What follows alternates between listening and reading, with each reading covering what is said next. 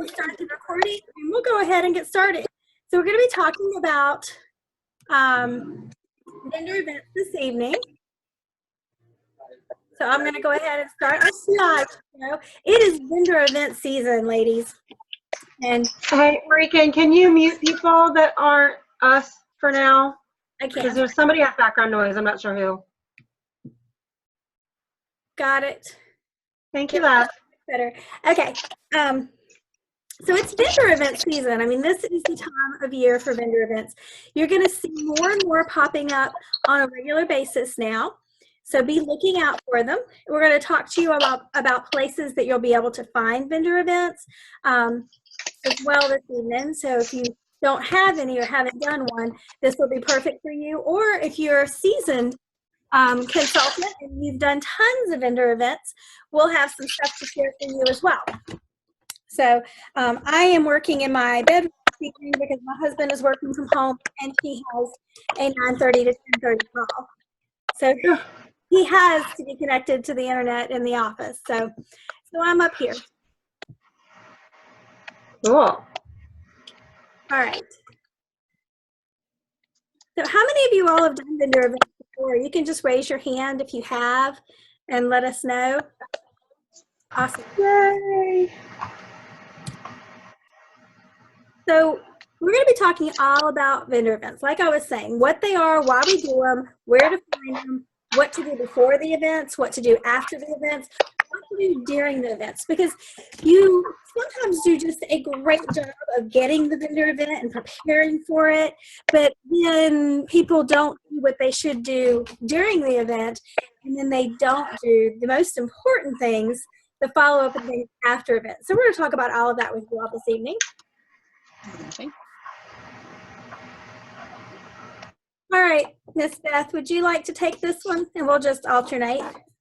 Sure. So those of you guys that have done vendor events, like the most common things are like little small events set up at like the school or the church or a little like public area type of thing, bridal shows, craft fairs, that sort of thing.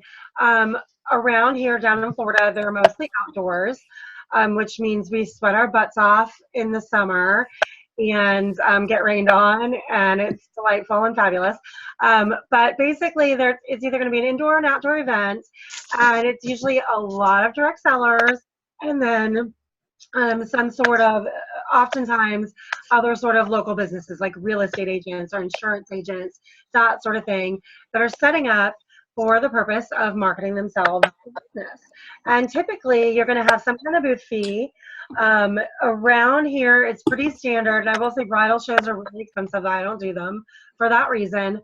But around here, the little small single day type of events, it's pretty common for them to be anywhere from like $25 to $75.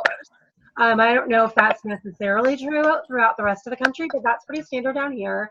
And sometimes in lieu of a flat fee, they'll have vendors giving a percent back of their sales, which, you know, I don't necessarily have a preference. I think I'd rather just pay a flat fee, only because then I just know it's done and I'm not thinking about it and I'm not trying to like keep track of exactly like every dollar I sell and all that. But different organizations will run it a different way. Yes. And typically in our area, I'm up in Virginia, they do tend to run from $25 to $75. Multiple day events tend to be $100, $150. And I don't really advise, just as Beth was saying, that you do those really expensive events because you are not going to regain your money. And so just go for the little small ones that are quaint and that you'll have the opportunity to talk to people that do good advertising, because that's kind of the key here. It's not how much it costs for you to be in the event, it's how well the event is advertised. Yes, exactly. And I mean, around here, there's ones like 3-day events that are like $1,200, which to me is absolutely ludicrous. You have to sell practically $5,000 worth of merchandise in that 3 days to make that, just to make your money back, which OMG, you guys, that's not going to happen. So just don't even do it. Don't even do it. And a lot of people say, oh, well, I'll just split it with my team. Okay, no. I really, really, really would urge you not to do that, because you're just pouring money in, and frankly, you're gonna get just as good of a contact list, if you will, from these smaller events, because you're going to have more time to make those connections. Some of those ginormous events, people are whizzing on past your booth anyway, so you're not getting a chance to talk to them, and you're missing half the people there. Absolutely. Just my 2 cents for doing this for 9 years. Yes, agreed. So why do we do vendor events? Definitely to make connections. It is one of the absolute best ways for you to meet new customers and bring new customers into your business. So vendor events are going to be the way for you to start building that relationship, to get your name out there. When people see your name on signs for vendor events, they recognize, it's Beth Reed with 31. It's Bonnie Crane with 31. Marika Martin with 31. And so when they see your name, the more they see it, the more that people are going to seek you out. To make some same-day sales, vendor events can be awesome for making sales. If you have new product out and you're showing it and you're showing the monthly special for the month, you will have people place orders. Solicit booking. You can get some great bookings by showing the items that are booking only, our hostess only products. Meet potential recruits. You're absolutely going to be sharing about the opportunity in these events and networking with other vendors. I cannot tell you how many times that my #1 customers at vendor events were other vendors, because you have a lot more time to talk to them and make connections. So the different types of events. Oops, sorry. Let me go back. There we go. See it now? There we go. Now I see it. Okay. Okay. So it's yours. Okay. So as I was saying before, there's like these tiny little free events, which if you can't find any other vendor events near you, or you can't find any that don't already have Third One Girl, or whatever the case may be, it's not a bad thing to put these little vendor events together with other people who sell different items. So you might pull your Scentsy girl and your Lula girl and your Lip Sense girl and all these people together and decide you're going to put together your own vendor events. And that's great, because you can do them super cheap. They usually can get a whatever. The only downside to these really is that you're really relying just on those vendors to promote the event and to get people there. And so typically you're inviting your group of customers or contacts, and all of them are doing the same. And it doesn't always get a big draw. The mid-size events, which are the most common and the ones that I prefer, are the ones I would say are usually $25 to $75. And what's different about these is that whatever organization is raising those funds is out promoting the event. So if it's the church, or if it's the food pantry, or whatever, backpacks for back to school, whatever the organization is that's trying to raise money is working on your behalf to get people there, because they want to keep these vendors happy and to keep people coming back, and to get the word out about their cause, or whatever the case may be. So you're often going to see a lot more people coming to those events, and they're also usually at larger locations, more vendors, that sort of thing. So those are the ones I prefer. And then the larger events, like I touched on, are going to be like just stupid expensive. They're big. They're often going to be multi-day, long days of you working with maybe a good list of contacts, but maybe not as much of a financial return. So, but that's your basic 3. All right. So finding vendor events. There are lots of great ways to find. Utilize your local websites. So local churches, daycares, gated communities, free local newspaper websites. If an organization is having an event, they're typically advertising in those places. Odds are they're posting on their own personal website for those things too. So check the churches. All of those organizations, they are going to be advertising when they're doing these events. And to add to that, sorry, Marikan, I thought you were done with that one. To add to that, one of my new favorite things is going on like the public Facebook pages, like fan pages of local charities, because that's going to be a really good free resource where they're going to be advertising their events. I'm really connected in with the GFWC down here. So I find out a lot of events going on through that. So if you're not familiar with GFWC, like women's clubs, juniors clubs, that sort of thing, their whole job is raising money basically and volunteering. So they're always doing events like this. Yes. Talking to other direct sellers, they're often going to be your best resources if you're already doing them. They also have groups on Facebook where you're going to find other direct sellers have come together. We have like 5 or 6 in my area.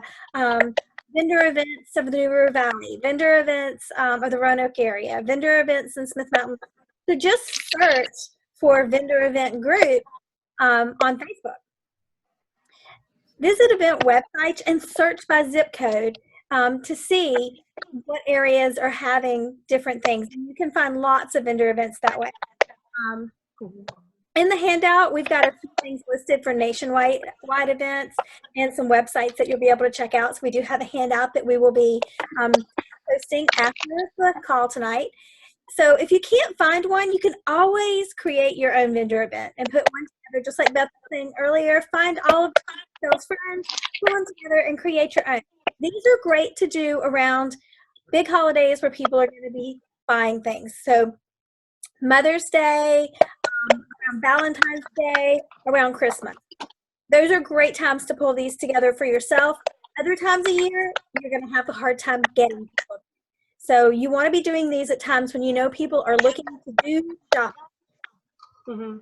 Yeah, and if you want to pull together your own, approach a local organization, a local church, a local youth group, something like that, and see if they want to kind of sponsor your event and be the recipient of some funds. Because then at least you are getting that whole marketing aspect from them as well. So another thing that we have listed on here that I really want to share with you is networking groups. There are all kinds of networking groups out there. I am in a local networking group for Smith Mountain Lake area. It's a great place for me to talk with other business owners and things. They tell me about different events and things that are happening. And then there is a group that Beth had talked about. It's called Next Door. It's a group about your community and the people that live in the surrounding neighborhood where you live. On those pages, they also post about different events and things that are going on. So networking is going to make a huge difference too if you have the opportunity to do that. Like Beth said, she's really big in the women's club. If you're big in with your churches, you can always be asking other people at the church those questions as well. All right, let's see. There we go. Things to know about an event. Okay, so if you can get this information, it's really helpful to help you in making a decision as to whether you're going to do the event. But if it's an event that's been done in the past, they should have an idea about how many attendees they had. You want to know if you're going to get a list of those attendees. A lot of vendor events don't do that, but the ones that do, that's kind of a gold mine, because and even if you didn't get them filling out your door price slip or whatever, you still have their contact information and you can easily send them a targeted text or whatever saying, hey, sorry you didn't get a chance to stop by my booth. Here's what's going on. Would you like to be able to win? Whatever drawing, whatever you've done with your thing. You obviously need to know the event time, setup and breakdown. And if it is going to be a multi-day event, is your stuff going to be secure? Or do you have to unload and reload the following day? Is it going to be outdoors? Do you need a tent? Do they supply tables? Do they supply skirted tables? If it's an indoor event, some places do, and then you don't, that's one less thing you need to bring with you, right? If you don't bring your tablecloth and all that. And really, two of the most important things are, who is the target market of the event? Is it people that are expecting to come shop, cash and carry on site that day? Is it people who are looking to plan a wedding? Is it people who are, moms of preschoolers? Sometimes they have really, really, really specific niches for some of these vendor events. So to be able to know that going in is super important. And finally, where is the organization that is holding the event marketing it? Do they have a Facebook presence? Do they have an email list that they're sending this out to? Are they taking ads in the local newspapers? Do they have media, radio, TV covers, anything like that? Some of the bigger organizations can usually get some good PR going. So, but it's important for you to know. And regardless of whatever they're doing, you also want to market the event to your network as well and let them know, hey, who's needing some 31? Here's where I'm going to be. Come visit me. It's going to be amazing. We're supporting XYZ charity. It's going to be great. I hope to see you. So regardless of what else is going on, make sure you're also doing it. So what to bring to your event. So usually I have a big box that I can pull out and show you, but since I'm not down in my office, I can't get to that today. But I'm going to tell you all about it. You want to have displays, things that you're selling for cash and carry or product that you're displaying. It can be either one or both. I typically do both. You need a tablecloth or a table skirt, some comfortable shoes, and professional but not overdressed clothing. So if you have a great 31 t-shirt, you can wear that, or you can just wear some professional dress. Don't go in your flip-flop, not professional, ladies, okay? I wear flip-flops everywhere I go. Sorry. Flip-flops, jean shorts, and a tank top. That's what I mean. I mean, you know, don't go in your hanging out by the lake or hanging out by the beach clothes. Right. Flip-flops are okay as long as, you know, they match the outfit. So sorry about that. Didn't mean to step on your toes there. That's okay. I have a cute petty. I got to show it off all the time. Come on. One of our small crossbody bags is perfect to wear at an event. So you can use it for your cash and your phone. In case you walk away from your booth, you have it with you. Do not take a money bag, ladies, because if you leave your money bag sitting there, your money bag may disappear. Wear your product, keep it on you, and keep your cash in it so that it's easily at hand. Door prize slips and a door prize to give away to people that it has catalogs, mini catalogs, business cards, the monthly special flyer, and definitely recruiting information. All of those things are definitely must-haves that need to go on your checklist when you're going to a vendor event. You also want to have some hostess packets and recruiting packets for people that are interested. Make sure that you are getting all of their info as well. So if you're giving that away, they don't get it until they filled out your door slip. And your open dates on your calendar for booking. You definitely want to have that clearly available so that, you know, someone says, hey, I want to do a party in July. You want to be able to pull out your calendar, I guess September now. You want to be able to pull out your calendar and say, okay, this is what I have open. Which one can we pencil you in for? Don't let them walk away. All right, setting up your event. I'm waiting for it to change. It's crazy how it does that delay thing. I know, it is. Okay, so when you're setting up, whether you're doing cash and carry or whether you're doing current product display and taking orders, or whether you're focusing on recruiting and maybe just displaying the kit, which is totally a legit thing to do as well, I feel like it totally depends on the event, honestly, as to which direction I go with that. You want to make sure that you've got your mini catalogs, obviously stickered with your information out there. I would say keep your full catalog set back and only give those out if somebody's super interested. And again, make sure they're filling out the door prize slip. Make sure that people know what you are. Even if you're at a place that provided a skirted table, you could overlay your 31 tablecloth over it if you really wanted to, or just make sure that you've got something indicating that you're 31. Most people have heard of us, but some have not. Some people are gonna come over just because they're like, oh, 31, what's that? So you want to make sure that they know what they're looking at. I typically will do a drawing. So it might be for a gift certificate.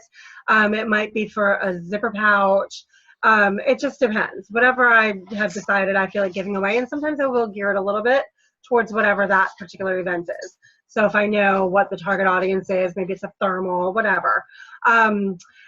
I do really like doing an activity for little kids if it's going to be a heavily kid-centric type of event. There's one I do that has like bounce houses and the Easter Bunny and all this like crazy kid ridiculousness. And so it's stuff like that. I will usually do like a coloring sheet or, you know, a lollipop tree where they get to pick a lollipop or whatever. Just something because it gets the kids over to your table, and mom naturally follows behind them because she's following her little ducklings. So it's a good way to get more people into your booth if you've got something for the kids. And the side note to that is if it's like a Halloween event or an Easter event, have candy on your table. Put a little carry-all with candy in it, because it sucks if you're the only vendor that didn't do that and all the other vendors have like a little candy bowl and you're like, oh, dang, totally forgot. Don't be that girl. All right, displays. So displays are important, but you do not want to overdo it. There are often times that I have a whole large utility truck with all of this stuff, but you know, our tables are only so large. So it's very important not to overdo it. Keep a nice collection of matching products. You can see up here in this corner, there are all matching products here. We have Geopop up here that's all matching. It was a holiday, so obviously we have some of the holiday things out. And then over here in this one, you can see it's got a great, not a ton of products. There's only like 4 or 5 products in some of these collections, but this is a collection of the flip-flops we had last summer. Here's one from the spring that I did. There's the Oh Baby collection over here on this side. We have the Global collection, and then a summer collection, and then the new prints. But they are very specific and they're very organized, and it's neat. If your table is not neat and you just have things thrown down, people will walk on by. Just laying your products on the table for them to see is not going to do it either. Taking pictures of your products and just sticking pictures up there, not a good thing. I have seen a couple of vendor events that way recently, where a consultant just had 4 or 5 pictures of products. She didn't even have any actual product. Ladies, I don't care if it's not in the catalog anymore. If you have no product that's current, put something on that table, because that's what's going to bring people to see. Keep your table neat. If people come through and pick up things and look at it, make sure that you straighten it back up once they walk away. You don't want to leave things laying over. I use balloons or other product to hold my product up for the display so that it doesn't fall down, because you want it to stay standing and to look nice. So, Beth, what do you have to add to that? The only thing I was going to add is if all you have is your kit, like for some of our new girls, that's 100% okay. Absolutely. That all is designed to look so pretty together. So it's totally fine to put that out there. And then you can start the conversation with people about, oh my gosh, yeah, this is the Benjamin's wallet. It's my favorite thing in the whole wide world. And oh, look how cute it is with this bag, and show them, you know, in the catalog another bag. That's totally fine. There's nothing wrong with that. Don't feel like you need to buy every product in the catalog just so you have it to display, whether it be at a vendor event or a party. It's not necessary. Absolutely not. All right. At your event, do's and don'ts. Okay, so this is the one that drives me the most crazy, because it doesn't matter what event you go to, you will see somebody that's literally just sitting in a fold-up chair behind their table, just on their phone, going like this, texting somebody, playing Bejeweled, whatever it is they're doing. That is the most disengaged person in the whole wide world. And what in the world would make somebody want to go up to them and have a conversation, or even like stop and look at their stuff? You totally feel like you're like bugging them, you know? So don't be that girl. Don't like verbally assault everybody that walks by. That for the longest time, I really feel like they were training us to do this. I don't know if you remember, Marican, back in the day, where they're like, people that walk by, ask them if they've heard of 31. I feel like it's so contrived and cheesy. They're not telling us to do that anymore. That literally did come from home office like 8 years ago, 9 years ago, whatever. It's, yeah, right. We've been doing this for a really long time. Yeah. So that is no longer the game, because imagine if you were walking through a vendor event and every single person sitting at every single table was asking you, have you heard of Mary Kay? Have you tried Scentsy? Have you heard of Lip Sense? Like, you would be like, oh my God, forget it. Like, it's too much. So unless you have something, you know, genuine, say hi, but unless you have something genuine to say to them, like, oh my God, girl, I love your earrings, that's super cute.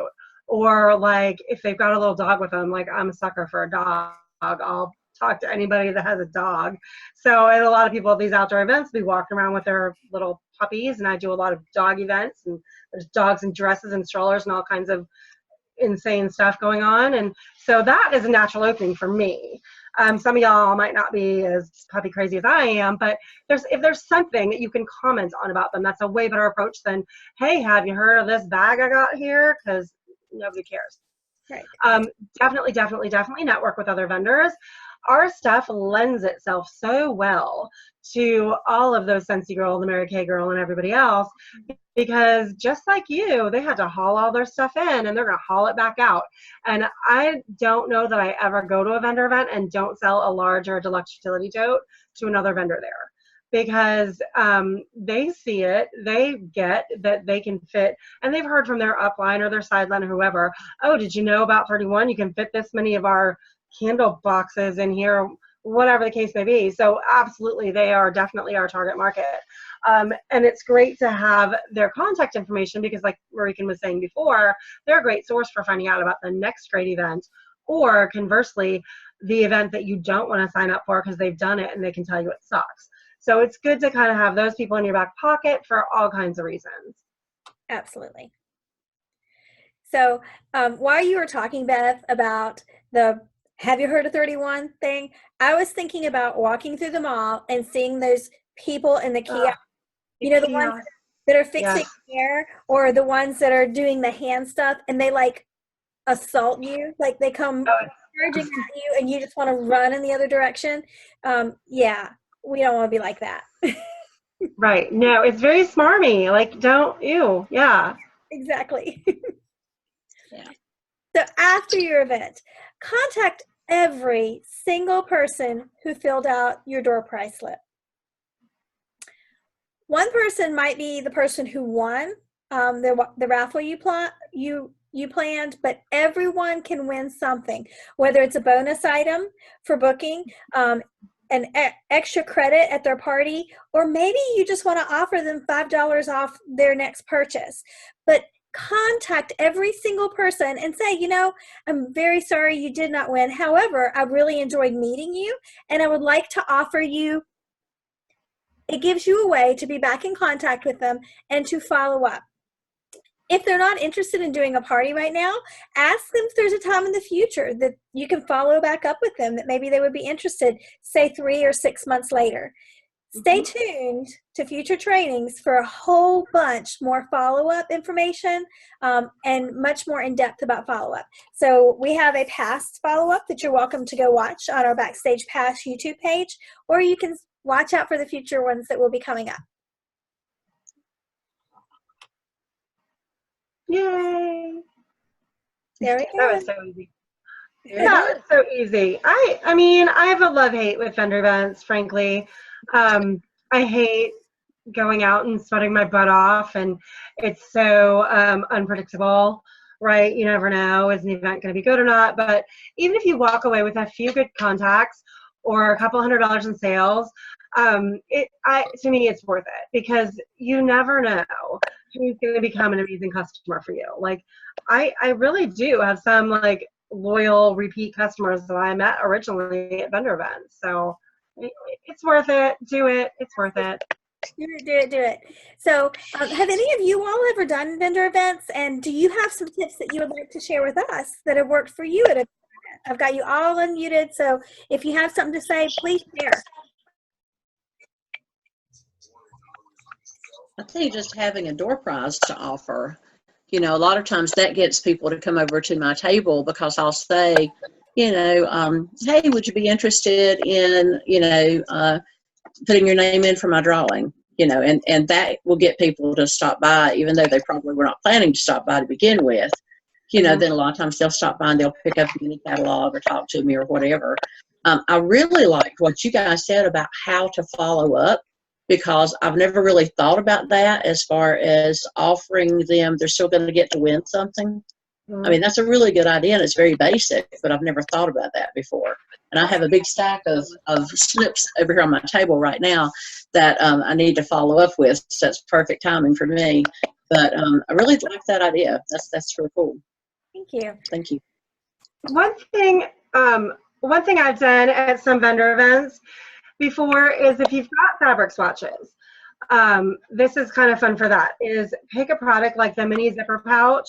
It comes in such a variety of fabrics, but pick some swatches that it comes in and tell them that what they're entering the door prize for is a pick your own zipper pouch, and have them flip through the swatches and say, oh, if I win, I want this pattern. Because now you're getting their information and you're finding out some of their tastes, their style. You know, are they liking the bright and bold, or are they liking the more subtle? Do they like crazy feathers? You know, what do they like? And then you can follow up with this, because you can say, oh, I know you are really hoping to win that feather zipper pouch. I just wanted to let you know we also have that pattern in 50 other items, whatever it is. So if you want to take a look at them, I would love to, you know, point you in the right direction. So that's kind of fun. And then you're getting them to write that on their door prize coupon back. All right, so I want to, before we move on to our recognition, I want to thank all of you all that joined us for this, and ask, do any of you all have any questions about vendor events? Is there something that we didn't share that you want to know?